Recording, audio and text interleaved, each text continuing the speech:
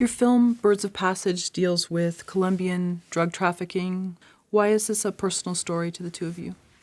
It's a personal story. I think that we even if when you are in a context or when you are doing a period film, but when you are doing a film also that it's set in a community that doesn't belong to you, at the same time it speak about us, no? And we were made. This is a family film, and we struggle also with the conflicts between the traditional community and the modernity, and that also talk about the conflict between women and men and the real and the spiritual world, and this is something that touch us in a very deep way. Sarah, I think you said in the press notes that you wanted to make a movie that was not turning criminals into heroes, but showing the horrors of untamed capitalism. So I know this is a very popular theme, but the way the two of you have shown this film shows the families and more of the emotional need behind it for honor or respect. Can you talk about that and why you didn't want to turn it into more of, let's say, one of the popular shows that's on currently? Mm-hmm.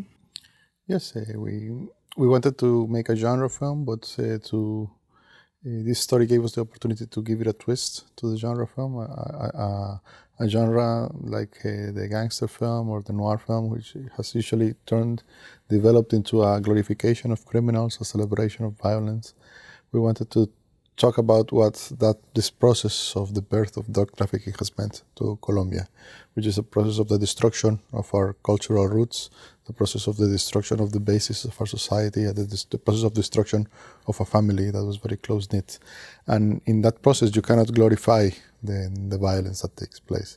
So the fact that this story happened within a society which is matrilineal, in which the women are so strong, allowed us to give a twist to the genre and make it more from a female perspective, with a female director, with such strong female characters, and also we decided to every element that is usually celebration of violence, like the action sequences or the excitement sequences that we were going to take.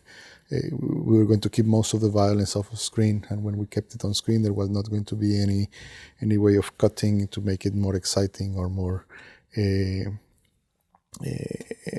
action driven, but it was going to be more about watching the way that violence and destruction happens in front of you with a distance. And I understand, Cristina, this is your directorial debut. I know you've produced many other films. Was there a story that you could pass along where something happened on set that didn't go as planned and you had to think on your feet? You know, as a first-time director, how was that? No, I think that for me as a first-time director, everything also was new. And that was something that is the way how I like to work, make me challenging all the time, getting out of from the place of comfort. And this film has many things and many difficulties, not just for me as a first-time director, but for us and for our crew. It was the most challenging shooting that we have until now. Yes, it was just challenging me all the time in terms to get the concentration to be alive until the end of the shooting, because it was very hard for us. And lastly, I think you've talked about you believe faces can tell stories. Since I'm not sure you spoke some of the actual native language in the film, can you talk about how you conveyed that to your actors? Because the facial expressions were very real. The dialogue didn't need to be there. You could understand what they meant. How did you convey that to the actors? Yeah, for us, authenticity is the most important part of the process of casting and of the process of acting. And in this film, we have a mix of professional actors with non-professional actors. The non-professional actors are from the region and are people who have an experience, a life experience, which you can see and you can feel.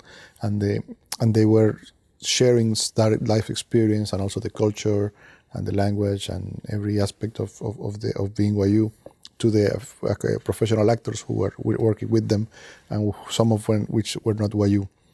and also the professional actors were teaching them the craft of cinema, how to stand on scene, how to make dialogue real, and how to. So this process of in which they are both learning from each other is a growing process for both of them, and a growing process for the film, and the result is something that is very transporting and very authentic. That's what we mean when we just when we say that a face has it's almost like a location, like the main location of a film is where the emotion happens and where the audience's connection happens. Yes, I think that as we are different in kind of skins, faces, and our people, each one is talking about not only his own, but also about his roots, and this is something that it's in the skin and in the faces of the films. As Cyrus is saying, we were looking for authenticity, not only in the faces, but in the language, in the traditions, and in all of the world that we are creating, and this is part of what we are looking for.